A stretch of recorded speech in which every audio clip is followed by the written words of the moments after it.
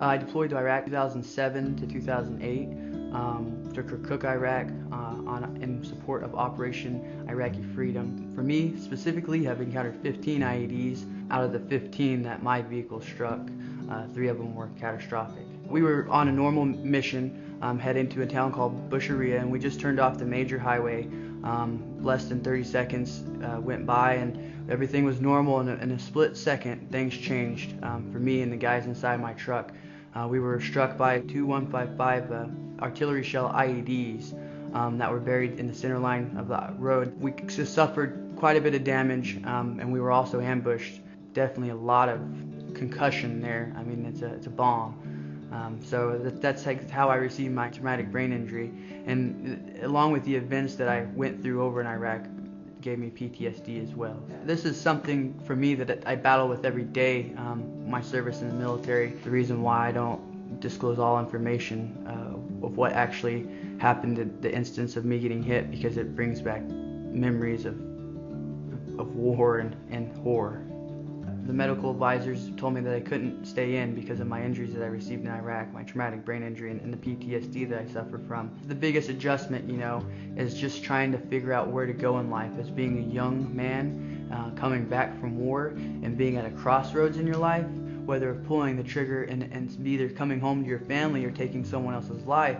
It's something that I don't think a civilian can grasp. I think that they just see these movies and see all this combat and how America is portrayed around the world as being the toughest. America, we are the toughest, but we also have feelings, and we have to work through those feelings.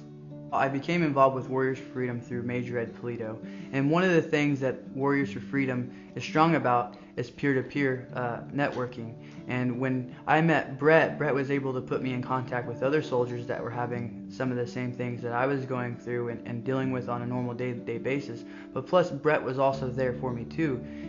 He wanted to be involved. He wanted to know how he could help me and how he could put things together. For you guys that don't know, Trey Kennard is a professional supercross rider. He's one of the best in the world.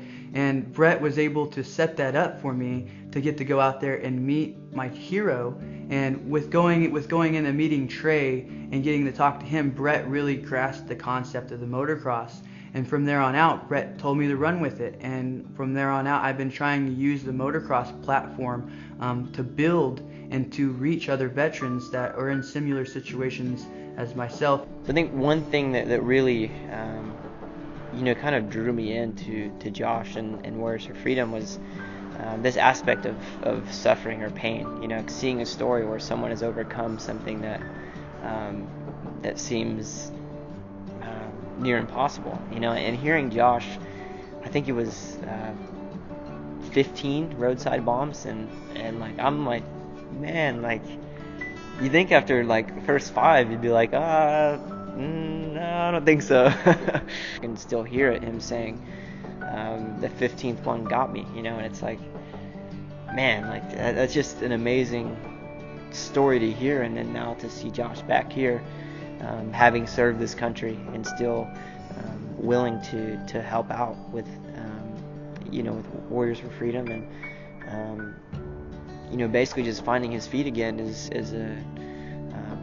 a citizen of the United States. I was encouraged, and it brought a realness to it about me, especially since Josh has the same passion as me, likes to ride a motorcycle. It takes it back to me to go, man, where would I be had I joined the service?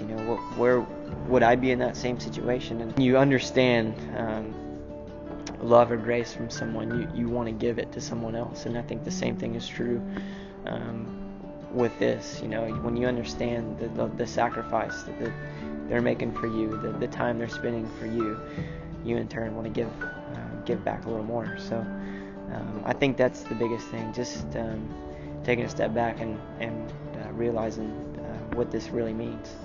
Being able to meet a hero did so much wonderful things for me. It gave me more confidence in myself to continue on doing the right thing. And when I'm out there riding my bike, it helps me with my PTSD and traumatic brain injury, but it also gives me the platform and the ability to go out there and reach the other veterans that might be out at the track riding that day, or just be out there watching. And with being able to have a piece of equipment that is so desperately used inside there, it just gives me that way to reach out and touch more people. And I'm so blessed that I was able to be able to meet Brett and Major Ed and be able to create a program to better others' lives. What Warriors for Freedom has done for me has given me the opportunity to spread the message of being able to readjust to civilian life and being able to help other soldiers that are coming back readjust and deal with the emotions that they are coming back from Iraq and Afghanistan with.